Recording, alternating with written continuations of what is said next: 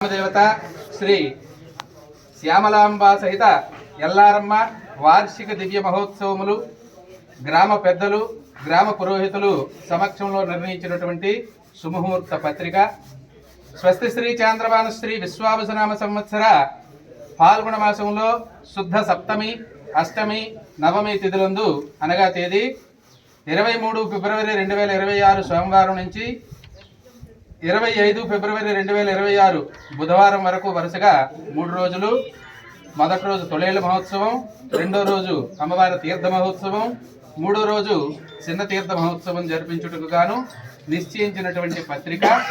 ఇందులో 23/2/2026 సోమవారం రాత్రి 9:15 నుంచి 9:25 మధ్యలో అమ్మవారి గద్దె నుండి బయలుదేరుడుకు మంచిది, శుభం.